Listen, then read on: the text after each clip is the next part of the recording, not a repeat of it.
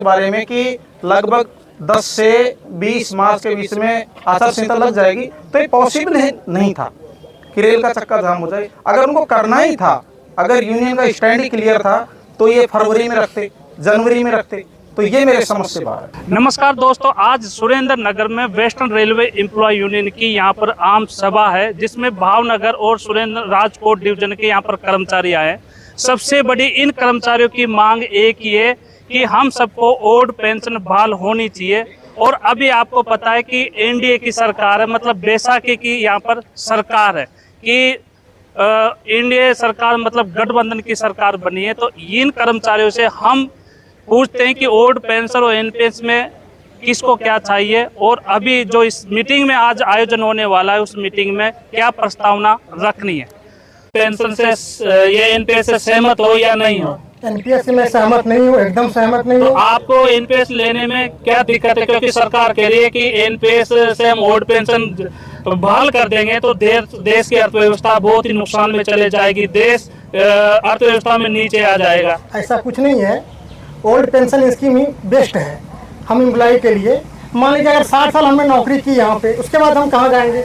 NPS में तो हमें कुछ मिलेगा नहीं, 2-4-500 जो भी मिल जाए उससे कुछ होने वाला है नहीं। तो हमें तो ओल्ड पेंशन स्कीम ही चाहिए।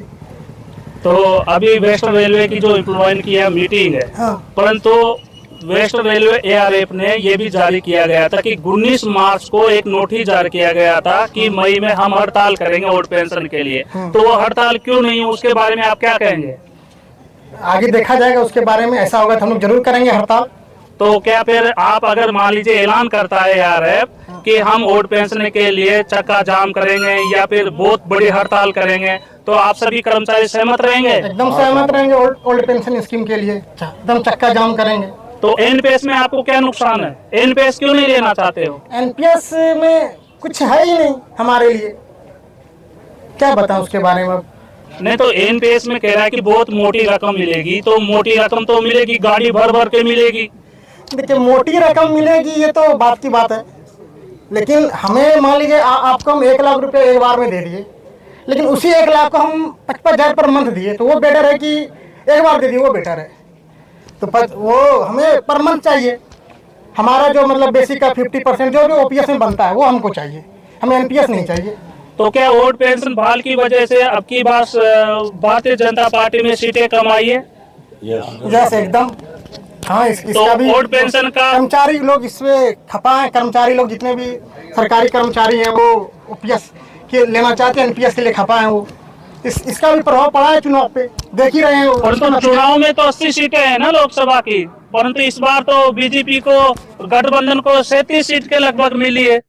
तो समाजवादी पार्टी के अध्यक्ष अखिलेश यादव ने तो ये बोल दिया था कि हम ओल्ड पेंशन बहाल करेंगे। तो सबसे ज्यादा सीटें तो समाजवादी पार्टी और इंडिया गठबंधन को आई है। नहीं, ऐसा तो नहीं है, देश में तो उनको नहीं आई है, एक पार्टिकुलर जगह पे आई। उनकी सरकार नहीं बन रही है। अगर उनकी सरकार बनती तो जरूर होता, ओल्ड पेंशन स्कीम चालू होता, लेकिन उनकी सरकार नहीं बन रही। सरकार तो एनडीए की बन रही है, एनडीए में भी मतलब खिचड़ी वाली सरकार बन रही है। तो उसमें तो हमें उम्मीद है, उम्मीद नहीं, हमें भरोसा है कि कुछ ना कुछ होगा ओपीएस के लिए।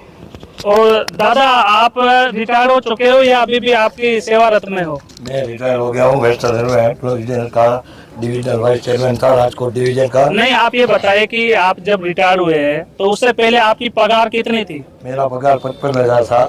और अभी आपको ओल्ड पेंशन के रूप में कितनी पेंशन मिल रही है? 23,500।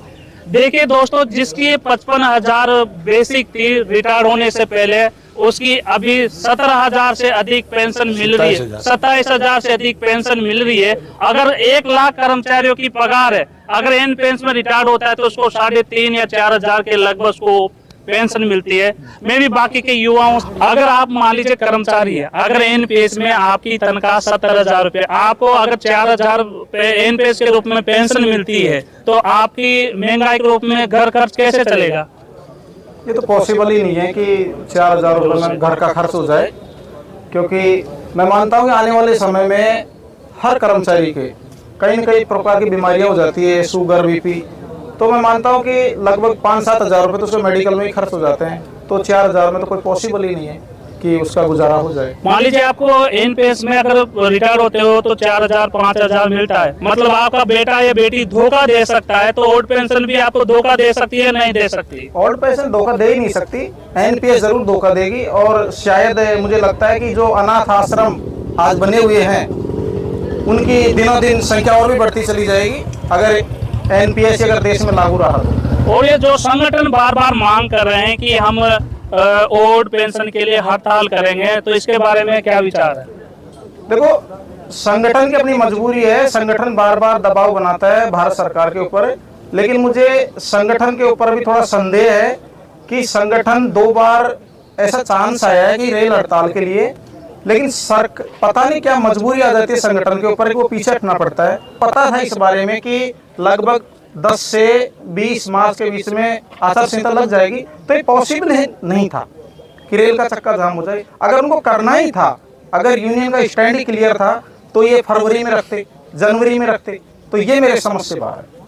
बिल्कुल, आपने बिल्कुल कहा कि 19 मार्च को नोटिस दिया गया था ओल्ड पेंशन बहाल के लिए और भी निजीकरण बंद करने के लिए, परंतु वो मई में रेलवे एआरएफ ने ये हड़ताल को पोस्टपोन कर दिया गया था, तो कहीं ना कहीं मजबूरियां हो गई। परंतु विजय कुमार बंधु जी ये बोल रहे हैं, जो एनएमओपीएस के अध्यक्ष है, राष्ट्रीय अध्यक्ष है, कि कुछ नेता सरकार के और ये सांसदों और मंत्रियों के बीच में जाकर उन लोगों की मांग मान, इसलिए हड़ताल नहीं हुई।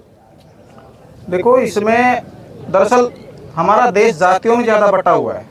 हम अपनी ओपीएस की परवाह न करते हुए हमारे जाति के नेता की परवाह करते हैं। ये सबसे बड़ा हमारा दुर्भाग्य है, और इसी कारण से हमारी जो ओल्ड पेंशन लागू नहीं हो पा रही, इसके हम खुद जिम्मेदार हैं। अगर इसके लिए हम जाति धर्म को न देखकर एक स्वच्छ छवि को, जो हमारे कर्मचारियों की डिमांड पूरी करे, तो मैं कहना चाहता हूँ निश्चित तौर पे सरकार घुटने टेक देगी और आपको जल्द ओपीएस के लिए घोषणा कर देगी। अभी 4 जून 2024 को लोकसभा का रिजल्ट आया, जिसमें राजस्थान, महाराष्ट्र और उत्तर प्रदेश ऐसे राज्य जिसमें क्या ओल्ड पेंशन बहाल का मुद्दा बहुत ही बड़ा और पहला मुद्दा था, जिससे कि बहुत सारी सीटें भारतीय जनता पार्टी को नहीं मिल पाई और कर्मचारियों ने काफी आक्रोश दिखाया। देखो, मैं ये कहना चाहता हूँ कि जैसे राजस्थान, महाराष्ट्र, बिहार, उत्तर प्रदेश, मैं वहाँ के कर्मचारियों का तहे दिल से धन्यवाद देना चाहता हूँ कि वो अपने ओपीएस को लेकर काफ़ी एक्टिव हैं और उन्होंने सरकार को चेताया भी है इस बारे में। लेकिन कुछ ऐसे राज्य हैं जो आज भी उनको ओपीएस के प्रति जागरूक ही नहीं है, और उनके साथ साथ बाकी कर्मचारियों की भी दुर्दशा होती है। लेकिन ये मैं मानता हूँ कि मुझे पूरी उम्मीद है कि इस समय एनडीए की जो सरकार बनी है वो गठबंधन के साथ है, और जिस गठबंधन के साथ आज बीजेपी का गठबंधन हुआ है, तो वहाँ की सरकारें भी दबाव डालेगी, वहाँ की पब्लिक भी उनको दबाव डालेगी। तो मैं मानता हूँ शायद निश्चित तौर पे उम्मीदें हैं, कुछ उम्मीदें जगी है अब की बार।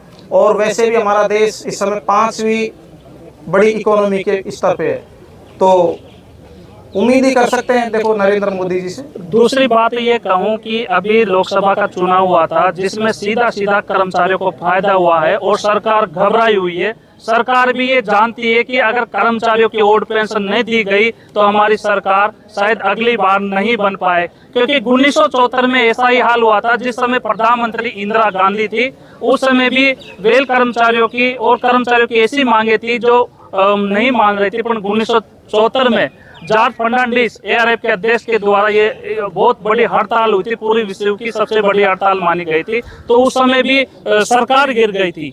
तो क्या इस बार भी अगर ओल्ड पेंशन के बारे में फिर नहीं मानी तो क्या सरकार को कुछ नुकसान हो जाएगा? निश्चित तौर पे अगर मैं मानता हूं कि कर्मचारियों की डिमांड पर अगर ध्यान नहीं दिया गया, तो आज जो बीजेपी की 240 सीटें हैं, तो मैं मानता हूं 140 भी रह जाएगी। वो कर्मचारी धीरे धीरे जागरूक हो रहा है, और मैं उन सभी राज्यों के जो एनपीएस के पक्ष में जिन्होंने वोट किया है, मैं उनसे अपील करना चाहूँगा इस मीडिया के माध्यम से कि वो भी जागरूक और अपने परिवार की सोचे, ना कि नेताओं की। नेता तो हर साल आते हैं, हर 5 साल में चुनाव होते हैं, नेता किसी के भला नहीं करते। आपको अपने परिवार के लिए जागरूक होना पड़ेगा और एनपीएस के खिलाफ वोट देना पड़ेगा। परंतु नेताओं को तो ओल्ड पेंशन मिलती है। भारत में तो एक ही संविधान है ना, कि गरीब और अमीर एक ही नियम के अनुसार चलते हैं, भारत सरकार के नियम के अनुसार, संविधान के नियम के अनुसार।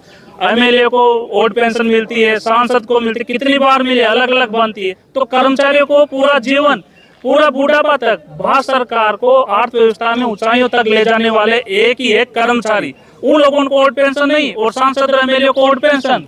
देखो मेरा ये मानना है कि जो भारत का संविधान है गरीब जनता के ऊपर ही लागू है, इन बड़े नेताओं के ऊपर नहीं है।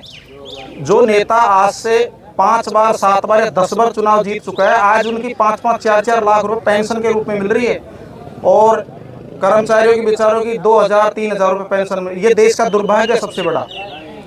बिल्कुल, मैं कर्मचारी से बात कर रहे थे, युवा कर्मचारी एनपीएस विन कर्मचारी है और मैं युवाओं से मैं बात करता हूँ कि आपका क्या नाम है, ओल्ड पेंशन चाहिए या एनपीएस? नहीं, ओल्ड पेंशन चाहिए। नहीं, ओल्ड पेंशन क्यों चाहिए? तो ओल्ड पेंशन में सर एनपीएस में तो एक साथ पैसे मिल जाएंगे, फिर उसके बाद हमारा क्या 60 साल हो जाएंगे नहीं, तो एनपीएस में एक साथ कैसे मिलेगा कि आपका मान ली 20 लाख जमा हुआ है, उसमें से 60% 40% मिलेगा, 60% में तो आपकी पेंशन चालू होगी।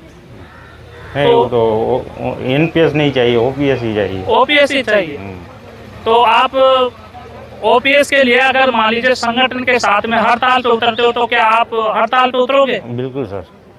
तो दोस्तों ये सभी कर्मचारी यही चाहते हैं कि सभी को ओल्ड पेंशन बहाल होनी चाहिए, कि बुढ़ापे की जो लाठी है, क्योंकि बुढ़ापा ऐसा अवस्था आती है जिसमें ना कोई बेटा ना कोई बेटी काम आता है, परंतु आती है सिर्फ तो ओल्ड पेंशन काम जरूर आती है। तो मैं और भी बहुत सारे कर्मचारी है जो हमारे रिटायरमेंट कर्मचारी, उसे भी मैं आपको